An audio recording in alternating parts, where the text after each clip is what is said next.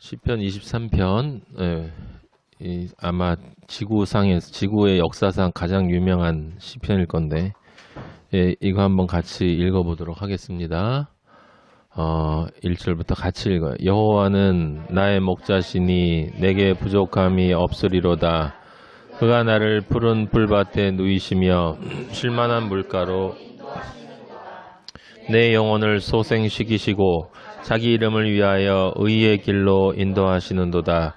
내가 사망의 음침한 골짜기로 다닐지라도 해를 두려워하지 않을 것은 주께서 나와 함께 하심이라.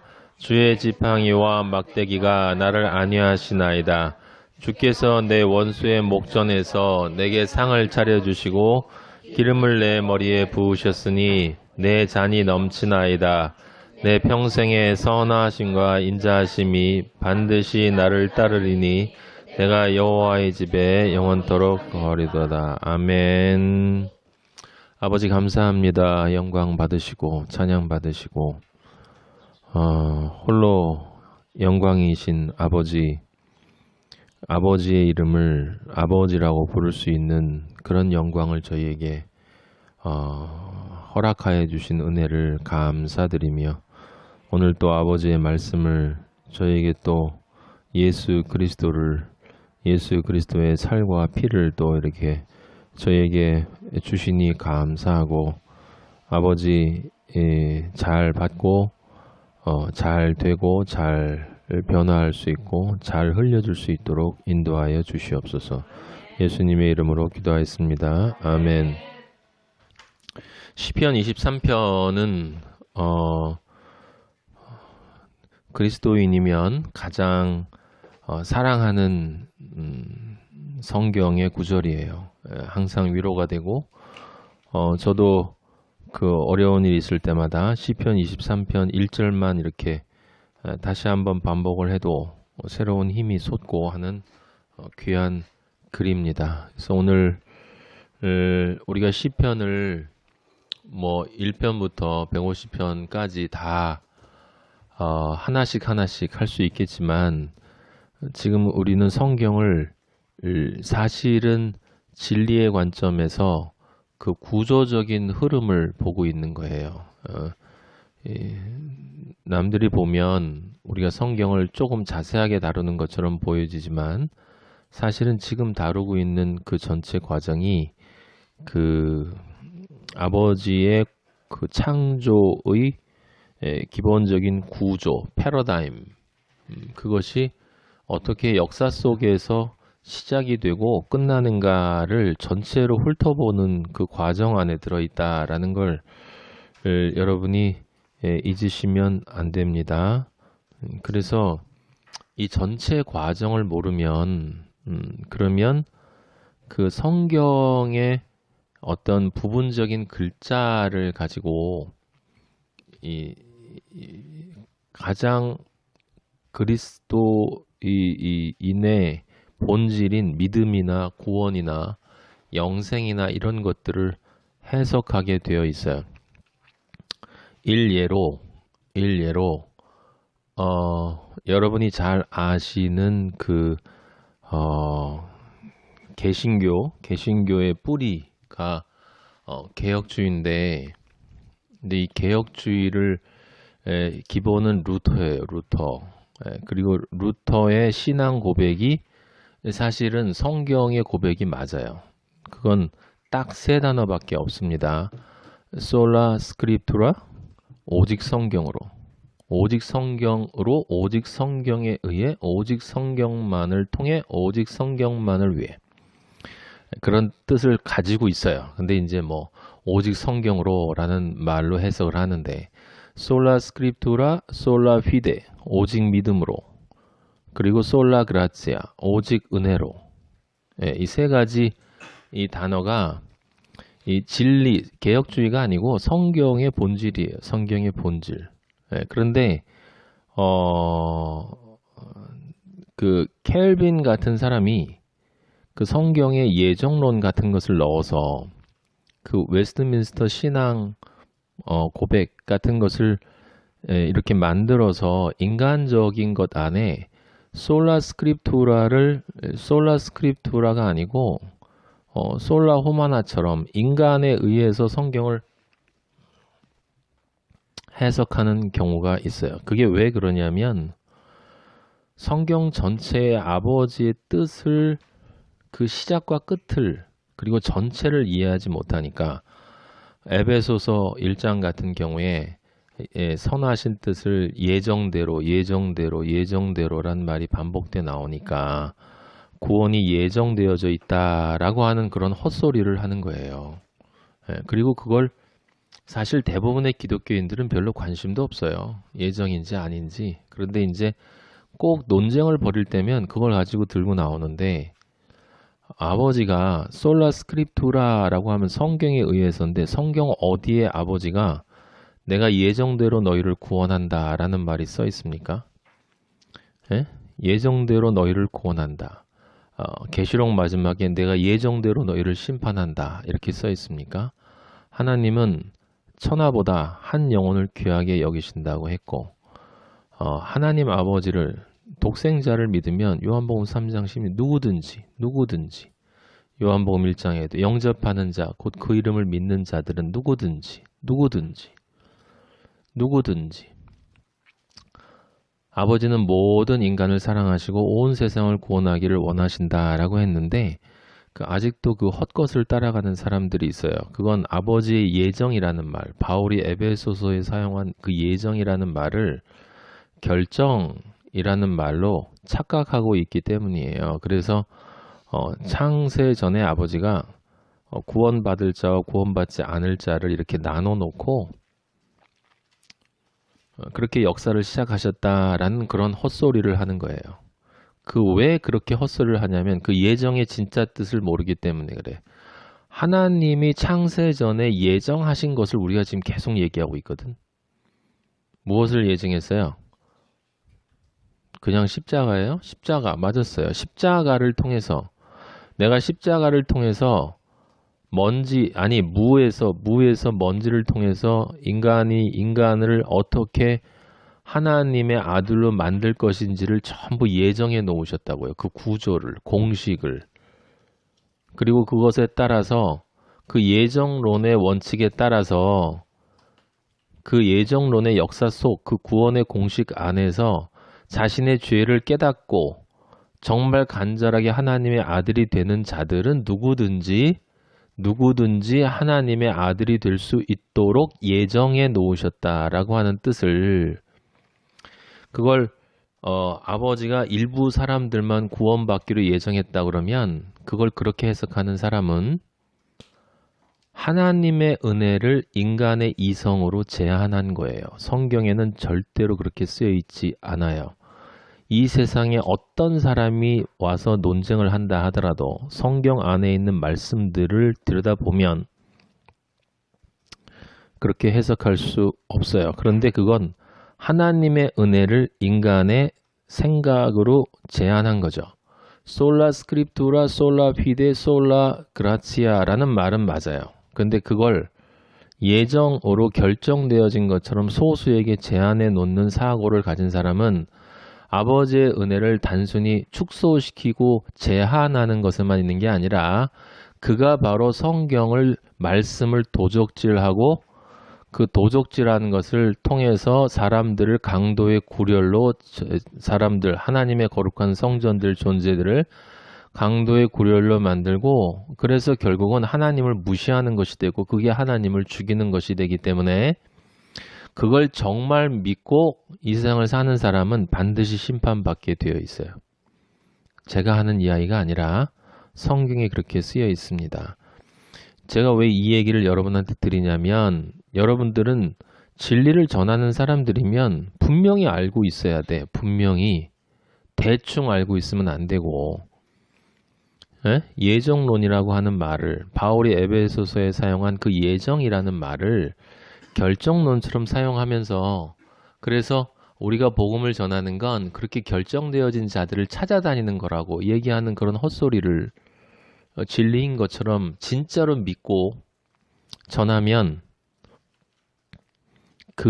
그것을 전하는 사람들이 얼마나 많은가에 관계없이 전부 다 하나님 아버지를 대적하는 적그리스도가 되는 거예요. 그래서 여러분들은 분명히 알고 계셔야 된다. 여기 지금 시편 23편 1절에 여호와는 나의 목자시니 내게 부족함이 없으리로다. 이 그리스도인의 최초의 고백은 뭐냐면 여호와가 뭐예요? 야훼는 제가 말씀드렸죠. 원래는 이름이 없어요. 야훼라는 뜻은 없어요, 여러분. 우리는 알 수 없어. 야훼라는 건 그냥 테트라그라마톤이라고 네 개의 자음으로 되어 있는 그런 네 개의 자음이에요. 근데 우리는 알아요. 여호와가 누군지. 하나님은 사랑이세요. 사랑을 사람들이 아나? 사람들은 사랑을 몰라요. 우리 그리스도인만 사랑이 뭔지를 알아.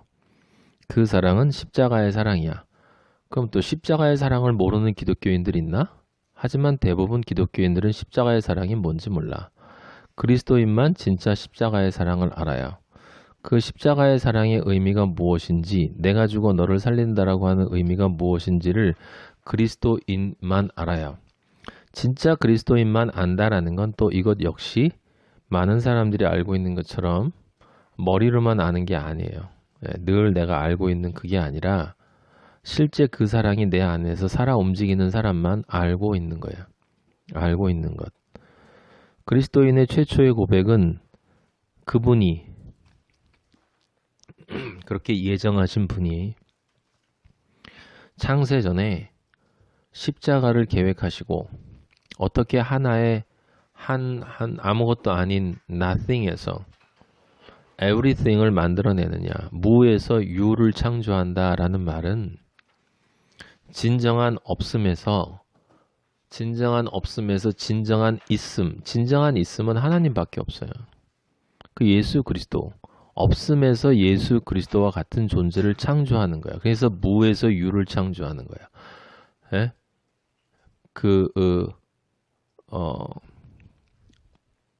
상식적인 차원에서 성경을 이해하는 사람들이 창조는 무에서 유를 창조하는 거라고 생각하고 머릿속에 떠올리는 거는 이 아무것도 없는데 이 지구 이런 것들을 창조해냈다. 그래서 무에서 유다라고 하는데 진정한 유는 하나밖에 없어요, 여러분.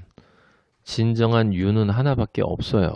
진정한 있음은 하나님, 예수 그리스도, 우리 성령 아버지, 삼위일체 우리 하나인 나의 님, 그분밖에 없어요.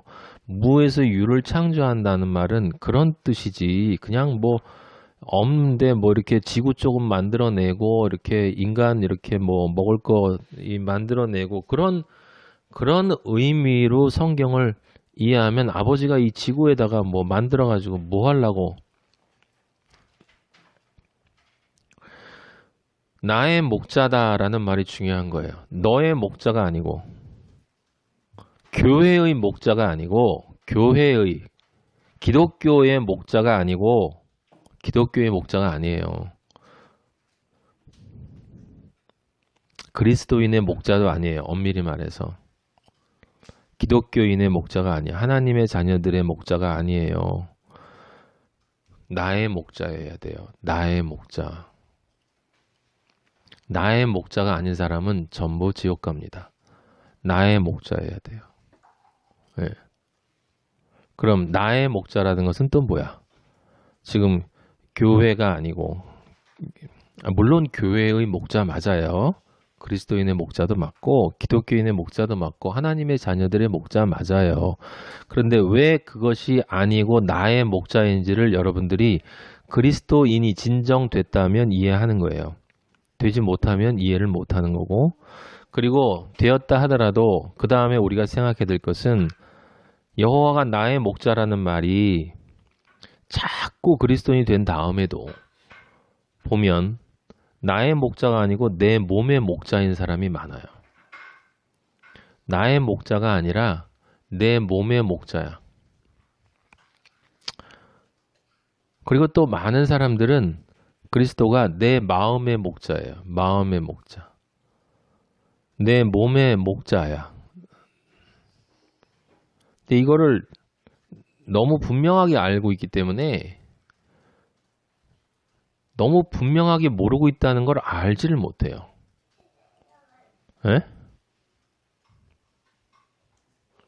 어쩌면 그렇게 완벽하게 모순되게 존재할 수 있는가라는 게 저에게는 항상 의문인데 어떻게 아버지의 말씀을 듣고 예배를 볼 때는 먹고 사는 문제나 즐기는 문제나 세상에서 내 이름 되고 내가 중심이 되는 이런 선악과의 문제가 그게 나가 아니고 그건 내 몸의 욕망이고 그래서 나는 내 몸의 욕망은 십자가에 못 박았기 때문에 끝났다라고 얘기하면서 너무나 정확하게 또 사는 모습만 가만히 보면 정확하게 내 몸의 욕망이야.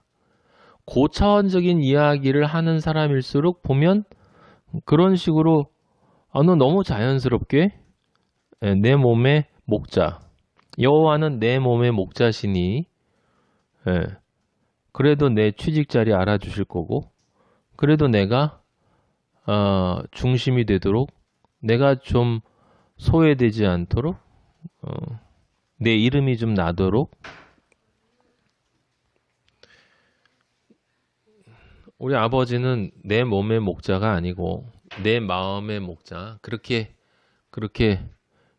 살다가 보니 스트레스 쌓여서 마음 좀 편해졌으면 좋겠다라고 그 종교인들이 생각하는 것처럼 영혼의 안식 웃기고 있어요. 영혼의 안식이 뭔지를 몰라. 영혼의 안식은 상태적인 개념이 아니라 존재론적인 개념이다라고 하는 걸 그리스도인은 알 수밖에 없는데 이 세상에서 선악과 향해서 미친 듯이 달려간 인간들이 생각하는 영혼의 안식이라는 건 그런 모든 집착에서 이렇게 좀 벗어나서 이제 따뜻한 목욕탕에 이렇게 배 깔고 배 이렇게 턱 잠겨가지고 좋다 이런 안식을 아버지와의 안식인 것으로 착각하는 인간들이 있다 이 말이에요. 예. 안식은 그냥 아버지와 함께 있는 임마누엘이 안식이야. 내 안에 아버지가 있어야만 안식. 안식이 내 안에 있는 자만 안식인데 그 안식은 내 몸이 가장 괴로울 때 안식일 수 있다라고 하는 사실을 기독교인들은 알지를 못해요. 그러면 나의 목자시니가 내 영혼의 목자시니 맞습니까? 네, 맞아요. 내 영혼의 목자예요. 내 영혼의 목자. 그리고 그 내 영혼의 목자가 되어야만 결과적으로 아버지가 내 영과 혼과 육의 목자가 되어지시는 거예요. 여호와가 나의 목자다라고 말할 때는 나는 여호와는 나의 영과 혼과 육의 목자시다. 그리고 여호와는 이 나와 분리되어진 어떤 교회, 우리 교회의 목자도 아니고 그리고 그리스도인이라고 불리어지는 어떤 믿음을 가진 공동체의 목자도 아니고 인간들이 만들어낸 종교단체인 기독교나 카톨릭의 목자도 아니고 하나님의 자녀들이라고 무슨 뜻인지도 모르면서 짓거려대는 그런 집단의 목자가 아니라 바로 나의 영과 혼과 육의 목자다라고 하는 바로 그 사실을 제일 먼저 고백하는 자가 그걸 정확히 이해하는 자가 그리스도인이에요. 이게 또 옛 머리로 이해하는 게 아니라 그냥 이해되어지는 것이 그리스도인이다.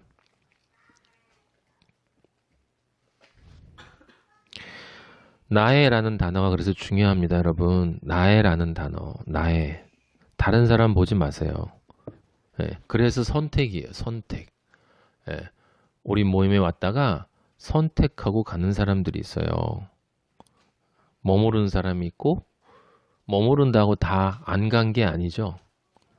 머무르면서 떠나 있는 사람이 있고 떠났지만 또 아버지의 은혜로 머무를 사람들이 있는 거예요. 그건 다 각자의 문제인 거예요.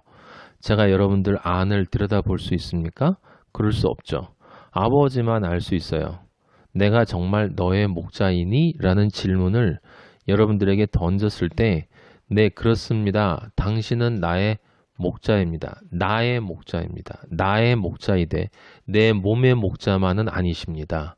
내 마음의 목자 아니세요. 진짜예요, 아버지. 그러면 네 삶을 통해 증명해봐 라고 할 때 내 삶을 통해서 내가 증명하고 있는지를 가만히 생각해 보면 내가 아버지를 나의 목자라고 고백하고 있는지 그렇지 않은지를 여러분이 저보다 더 잘 아실 거예요.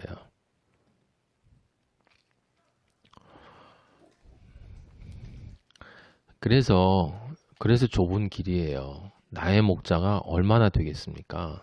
예? 목자라는 말, 예, 나의라는 단어가 처음 있고, 그래서 아까 말씀드린 거예요. 나의 목자다라는 고백이 이루어질 수 있는 그것은 은혜, 은혜, 아버지의 예정하신 은혜, 아버지의 예정하신 모든 계획, 언약, 약속, 역사 안에서 이루어 가심 그 모든 것이 있고 그 모든 은혜, 아버지의 그 예정하신 것을 내가 사실로 받아들이는 이 결단이 있어야 되는 거예요. 결단. 믿음은 그래서 제가 마음으로 믿는 것이 아니라 아버지가 생명의 씨, 믿음을 내 안에서 키울 수 있는 그 믿음을 생명의 씨를 던질 때 내가 내 안에 그냥 내 생각 닥치고 받아들이는 거다라고 얘기했어요. 그걸 받아들이냐 안 받아들이냐라고 하는 것도 아버지가 자동기계처럼 하는 것이 아니라 그것이 나의 선택이다. 그것이 나의 선택이다. 그리고 그리스도인은 매번 선택한다. 바울이 선택한 것처럼 나는 매번 나를 쳐서 복종시킨다. 나는 매번 나를 쳐서 복종시킨다. 야, 뭘 쳐서 복종시키냐? 그냥 가만히 있으면 아버지가 다 하실 텐데 하나님 아버지의 사랑에서 끊을 자 없다며 그냥 가만히 있어. 그냥 끌려가. 그냥 소나 돼지처럼 질질 끌려가. 그냥 아버지의 은혜에 질질 끌려가면 너는 아무리 바깥으로 가도 아버지가 예정해 놓으셨기 때문에 너는 어찌됐건 구원받아. 요런 교활한 도둑놈들이 어디 있어요? 바울은 분명히 내가 나를 매일 쳐서 복종시킨다고 했어요.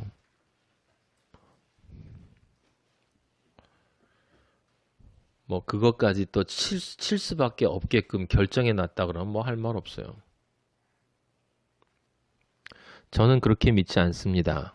저는 분명히 여러분들에게 말씀드리는데 그런 자동기계 같은 결정론적인 하나님 아버지를 고백하고 믿는 사람은 그리스도인이 아니에요.